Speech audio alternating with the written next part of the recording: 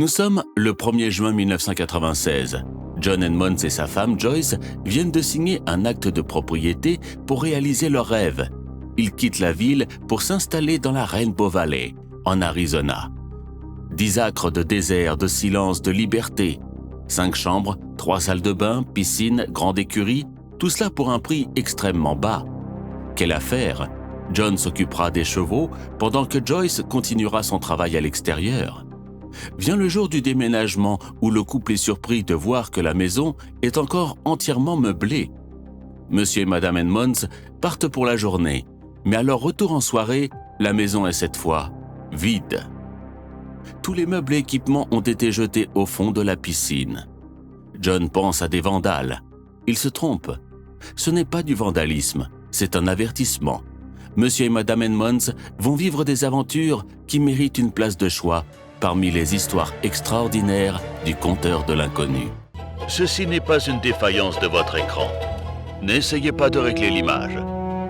L'histoire que je vais vous raconter a bouleversé les voyageurs qui se sont aventurés ici. Suivez-moi, l'aventure commence.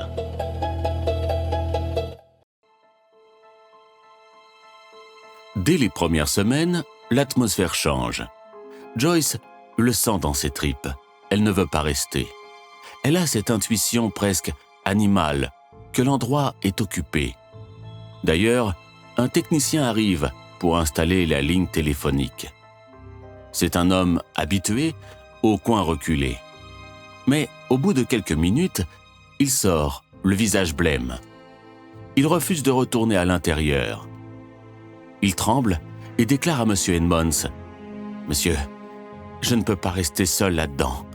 Ce lieu a une très mauvaise réputation. L'histoire de ce terrain est sale. On raconte qu'avant d'être un ranch, c'était un lieu de trafic. Des rumeurs parlent d'un massacre étouffé par le FBI impliquant un gang ultra-violent. Vous savez qu'une personne s'est suicidée ici? Vous devriez annuler la vente et poursuivre l'agent immobilier pour récupérer votre argent. » Mais Edmonds refuse. Il continue de croire en son petit paradis. Il s'occupe de la ferme, de ses chiens, il fait des réparations, du jardinage, tandis que Joyce fait la navette quotidienne vers Phoenix pour son travail au FBI. Mais un jour, John observe des lumières oranges dans le ciel. Il est décrit comme des entités vivantes et conscientes qui peuvent se déplacer à des vitesses incroyables, effectuer des virages à 180 degrés et disparaître puis réapparaître instantanément. Ces lumières laissent John sous le choc. Quand il raconte ses observations à sa femme, elle est sceptique. M. Edmonds cherche une explication. Il fait des recherches et découvre qu'il y a une base militaire à proximité. Les autorités expliquent régulièrement les lumières par des fusées éclairantes ou des exercices militaires. Mais M. Edmonds trouve cette explication ridicule. Des fusées dans un désert sec, elles pourraient facilement provoquer des incendies. Il est convaincu que le gouvernement est totalement au courant de la présence extraterrestre.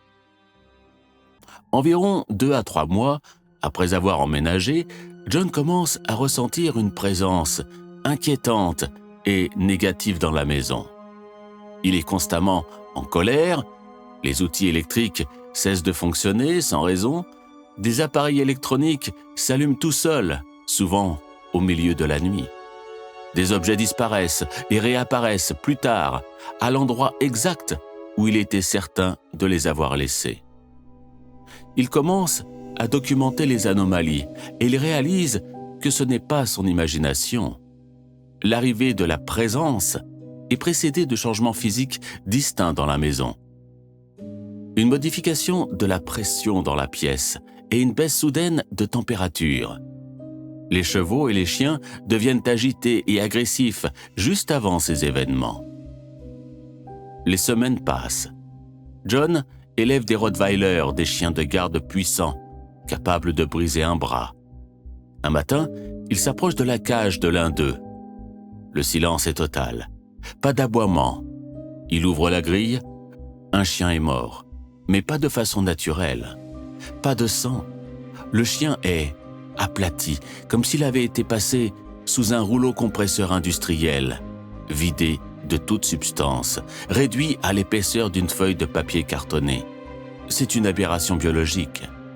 M. Edmonds n'a entendu aucun son pendant la nuit, ni les bruits de panique du chien attaqué, ni les aboiements des 7 autres Rottweilers. Il réalise immédiatement qu'une force est responsable, la même que tous les autres phénomènes précédents. Après environ 3 mois, la vie de John est dominée par la rage et la peur.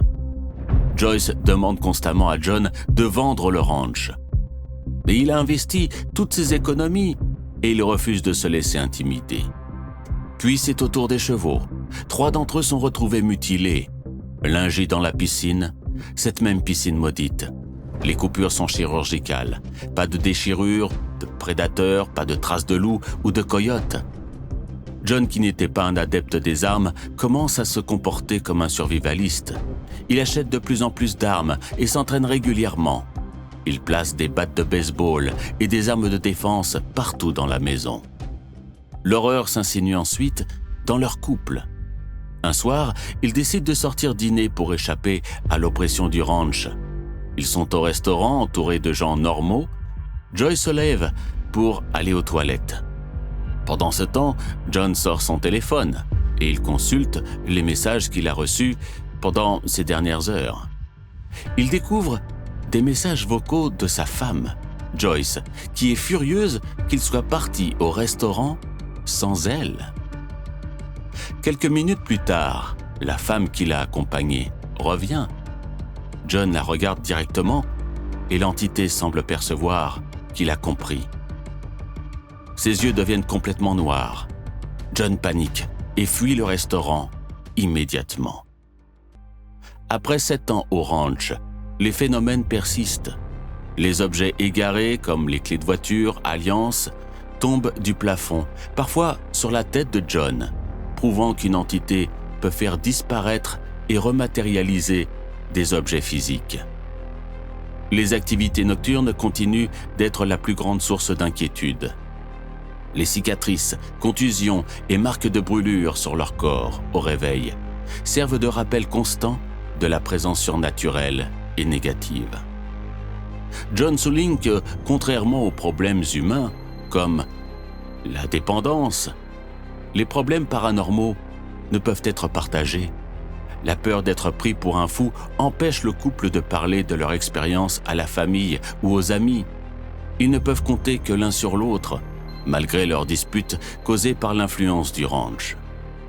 M. Edmonds pense que le phénomène est devenu plus agressif et audacieux, car l'entité a compris qu'ils étaient isolés. Il spécule que le suicide dans cette maison était dû aux mêmes forces. Le couple fait même appel à une équipe de 3 exorcistes. Des bruits, des grognements se manifestent, mais l'un des exorcistes est pris soudainement de terribles vomissements. Et l'équipe part en catastrophe, poursuivie jusque dans leur véhicule par de terribles grognements et sifflements. John et sa femme comprennent que ce lieu est un véritable portail, à la fois pour les gris et des entités démoniaques. Une nuit, M. Edmonds verra même sa femme léviter au-dessus du matelas. Il parviendra à la faire redescendre, mais le lendemain, Joyce ne se souviendra de rien. Une autre nuit, le phénomène se reproduit. Joyce se met à léviter et à se déplacer lentement vers la porte de la chambre, puis dans le couloir. John est incapable de la réveiller ou de l'arrêter. Elle continue de léviter. Elle passe à travers le mur latéral et se dirige vers l'extérieur. M. Edmonds sort par la porte. Il voit un disque métallique planant d'environ 30 mètres de diamètre. Un faisceau de lumière blanc-bleu est fixé sur Joyce, qui se déplace sous l'engin. John se précipite pour prendre un AK-47 et il tire sur la source de la lumière, sous le disque. L'intervention fonctionne. La lumière disparaît et Joyce tombe au sol. Cette fois, elle se réveille complètement et elle a le souvenir intégral de ce qui s'est passé. Après plus de 10 ans, au ranch, John trouve une routine. Les tentatives d'enlèvement, l'évitation, cessent après l'incident de l'Ak-47. John se concentre sur son travail de restauration de véhicules anciens, ce qui l'aide à rester occupé. John commence à comprendre que la conscience humaine existe sur de multiples dimensions. Elle émet des énergies psychiques qui sont consommées par des entités non physiques, qui aspirent nos faibles vibrations et nos émotions négatives. Pour John, il existe bel et bien une quatrième dimension qui peut nous observer, affecter nos humeurs, expliquant ces rages inexplicables, et utiliser le ranch comme une station-service énergétique. M. Edmonds découvre les travaux de Robert Monroe qui confirment son idée. La relative accalmie prend fin lorsqu'un de ses chevaux est éviscéré dans son box pendant la nuit, sans bruit ni alerte. John considère cela comme une déclaration de guerre de la part des aliens. Joyce supplie son mari de déménager, mais John ne cède toujours pas. Ne serait-il pas aspiré, hypnotisé par ce phénomène qui se nourrit de sa colère ? Un jour, M. Edmonds suit un camion surchargé qui fait tomber plusieurs colis au sol. En les ramassant, il découvre une épée de samouraï vintage dans son fourreau. Cela lui donne l'idée d'un plan, mais il doit être très prudent. Il réalise que, dans d'autres dimensions, nos pensées, nos désirs, nos peurs sont détectables par les entités. Il cache alors le sabre de samouraï qu'il a trouvé. Il s'entraîne mentalement pendant des mois à maintenir un calme absolu, un état zen, pour ne pas donner aux entités d'indicateurs émotionnels ou mentaux de sa conscience. Un soir, John ressent à nouveau le fameux changement de pression dans le solarium, signe de la proximité des grilles. En tout, 3 grilles se matérialisent dans la pièce, à environ 9 mètres de lui. M. John Edmonds se lève calmement, il feint l'ignorance, il récupère le sabre caché et il prend un itinéraire dissimulé. Il charge dans le solarium, son coup est parfait. Il décapite l'un des grilles. Les 2 autres disparaissent immédiatement. Mais le corps décapité ne peut pas se dématérialiser. John découvre ainsi que le point faible des grilles est celui-ci. On peut les tuer en les décapitant. Le sol est maculé d'un liquide brun, huileux, une infection visuelle. M. Edmonds prend un sac poubelle, il ramasse la tête et le corps et il les met dans le congélateur, entre les steaks et les glaces. Mais maintenant, il a la preuve. Il contacte le docteur Levengood, un biophysicien de renom qui a passé sa vie à étudier les anomalies biologiques, des crop circles aux mutilations animales. John prélève des échantillons sur le cadavre congelé, des tissus, du sang, des fluides, et il les envoie par FedEx comme un colis banal. Les résultats reviennent et ils sont impossibles. Levengood appelle John. Sa voix tremble d'excitation au téléphone. Il lui dit ces mots exacts. « Vous avez la preuve irréfutable. Ceci est la preuve d'une vie extraterrestre visitant la Terre. » Le rapport est formel. Premièrement, le sang. C'est de l'hémoglobine pure, similaire à celle trouvée sur les sites de mutilation de bétail. Mais elle contient des tiges segmentées, des structures microscopiques jamais vues dans la biologie terrestre. Deuxièmement, la peau. Au microscope, elle ressemble à de l'herbe segmentée, mais ce n'est pas de la matière végétale. C'est un tissu hybride, une aberration qui défie la classification. Enfin, l'ADN. Il n'y a aucune correspondance, rien, zéro match dans les banques de données génétiques de la planète. John pense avoir gagné. Il pense que la vérité va éclater. Mais après des mois d'enthousiasme, le docteur Levengood change brusquement. Il devient distant. Il confie à John qu'il a reçu des pressions, qu'il ne pourra peut-être jamais publier de rapport officiel. Peu de temps après, Levengood meurt. John se retrouve seul, sans les fonds nécessaires pour payer un laboratoire privé, avec une preuve scientifique orpheline. Une autre coïncidence orchestrée? Visionnez ma vidéo sur le Bigfoot si vous ne l'avez pas encore vue. En tout, au fil des mois, John Edmonds va parvenir, par sa ruse, à éliminer 18 gris. Mais le plus terrifiant, ce ne sont peut-être pas les monstres. Ce sont les hommes qui les protègent. Vers 2008, un SUV noir, aux vitres teintées, se gare devant le portail du ranch. John est dans le jardin, avec un voisin. 2 hommes sortent, costume noir, fedora. Et oui, les fameux Men in Black. Mais oubliez Hollywood, oubliez Will Smith. Ces êtres ont la peau jaune, maladive, une sorte de texture de poulet cru. Ils marchent vers le portail en fer forgé, verrouillé. Le voisin de John hurle, mais en silence. Les 2 hommes ne s'arrêtent pas. Ils traversent le métal. Ils passent à travers la grille, comme si elle était faite de brume. L'un d'eux s'approche à seulement quelques centimètres du visage de John. Sa voix est mécanique, sans inflexion, comme une synthèse vocale ratée. Il déclare « Vous êtes John Edmonds. Arrêtez de publier des articles sur le site de Peter Gersten. » Le message délivré, ils font demi-tour, traversent à nouveau le métal et disparaissent. Un vendredi soir en 2010, John et Joyce sont la cible de tirs provenant des collines.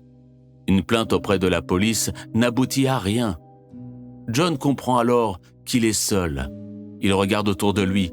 Le Bradshaw Ranch, un autre point chaud de l'Arizona, a été saisi par le gouvernement en 2003. Réquisitionné par la loi fédérale. Aujourd'hui, c'est le service des forêts qui garde l'entrée avec des hommes armés qui tirent à vue. En 2005-2006, lors de l'apparition d'un triangle noir géant au-dessus de la Rainbow Valley, un engin de la taille d'un terrain de football. Un shérif adjoint a confirmé l'observation par radio, mais il a refusé d'écrire le moindre rapport. Pas de papier, pas de traces. Tout est verrouillé. Robert Bigelow, le milliardaire de l'aérospatiale, l'homme qui a acheté le fameux Skinwalker Ranch, envoie ses équipes qui scannent la maison et ils trouvent tout. Les traces de fluide sur les murs, les signatures énergétiques, ils confirment la véracité du cauchemar. Mais John découvre l'envers du décor. Il révèle que Bigelow a même tenté de prendre le contrôle du MUFON, la plus grande organisation civile d'enquête sur les ovnis, en inondant l'organisation de fonds pour acheter le silence et les données. Seule la menace d'une démission massive des cadres a empêché l'opération. Pour John, Bigelow n'est pas un chercheur de vérité, mais un aspirateur à données pour le complexe militaro-industriel. En mars 2016, l'équipe de télévision de Ghost Adventures débarque pour tourner un épisode. Ce qui devait être un divertissement tourne au drame psychologique. Zach Bagans, l'animateur principal, est pris d'une rage soudaine, irrationnelle. Il veut frapper ses techniciens, il veut tout casser. L'entité du ranch joue avec ses nerfs, manipulant son agressivité. De l'autre côté de la maison, Dave Schrader, un enquêteur chevronné, vit une expérience de dissociation terrifiante. Pendant ce temps, les enregistreurs captent une voix électronique qui ordonne « Tue-le ». Au milieu de ce chaos, il y a Joyce. Pendant des années, elle a vécu dans le déni. Elle pensait que c'était la folie de John. Mais les preuves se sont inscrites dans sa chair. Elle se réveillait le matin aux côtés de John avec l'intérieur des cuisses écorchées comme brûlées par un frottement intense. Le signe clinique d'un enlèvement gynécologique brutal. Elle se souvient de ces nuits entre 2h et 3h30 du matin, le réveil dans une chambre baignée d'une lumière blanche stérile, ou encore ce son de machine, ou encore cette vision un soir de panne de courant. Le couloir s'illumine, elle voit 2 centurions romains marcher dans sa maison. Ils traversent le salon et disparaissent à travers le mur. Joyce, issue d'une famille catholique, stricte du Wisconsin, a tout perdu. Sa famille voulait la faire interner. L'isolement a été total. Mais aujourd'hui, elle sait. Elle a vu l'envers du décor. Après 20 ans de combat, M. John Edmonds arrive à la conclusion évidente que la Terre n'est pas du tout une école. C'est une serre. Nous sommes du bétail génétique. Ils viennent, manipulent notre ADN, ils prélèvent ce dont ils ont besoin pour ensemencer d'autres mondes.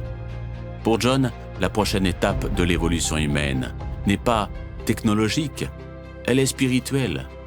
C'est la réalisation que nous sommes des êtres multidimensionnels et notre âme est la seule chose qu'ils ne peuvent pas disséquer. Monsieur Edmonds capitule en octobre 2017. Le Stardust Ranch est mis en vente.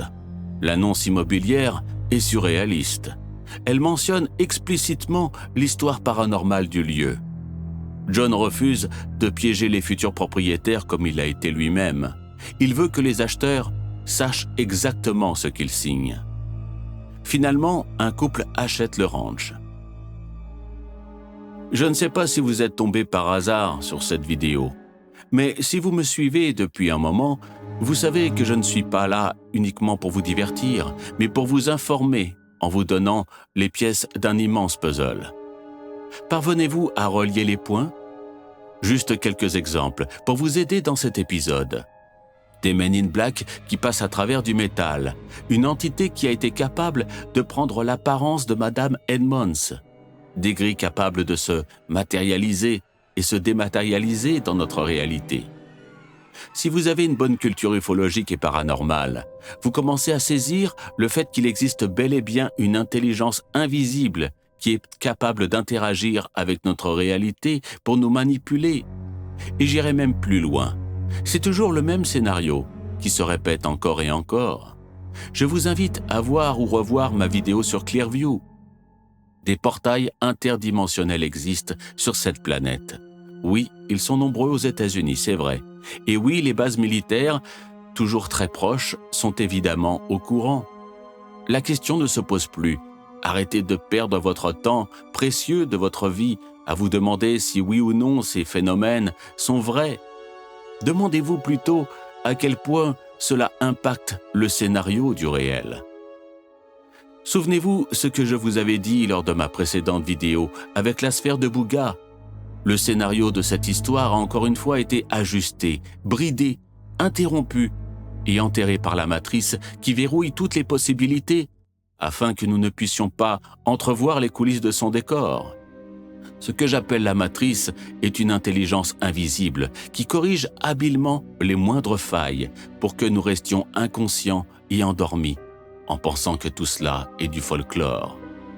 Monsieur Edmonds l'a bien compris, c'était un homme éveillé qui a été confronté concrètement à tout cela. Et il est loin d'être le seul. Vous pouvez retrouver son histoire dans le livre « Le Ranch Stardust, l'incroyable histoire vraie de Bruce McDonald ». Le 27 février 2022, M. John Edmonds s'est éteint. Il a emporté avec lui ses secrets et ses cicatrices. Depuis son départ et la vente du ranch en 2017, c'est un silence de plomb qui est retombé sur la propriété. Les nouveaux propriétaires ne parlent pas. Pas d'interview, pas de caméra, pas de livre. Juste le silence. Oh, une dernière chose. Je vous ai réservé une petite surprise la semaine prochaine. Pour fêter mes 50 printemps, je diffuserai sur cette chaîne mon premier moyen-métrage de 40 minutes intitulé « Les gardiens de la matrice », qui vous fournira une nouvelle pièce du puzzle. Alors surtout, n'oubliez pas de vous abonner pour être sûr de ne rien louper et n'hésitez pas à le partager. Je suis le Conteur de l'inconnu et je vous donne rendez-vous très bientôt pour une nouvelle immersion dans les profondeurs de l'inexpliqué.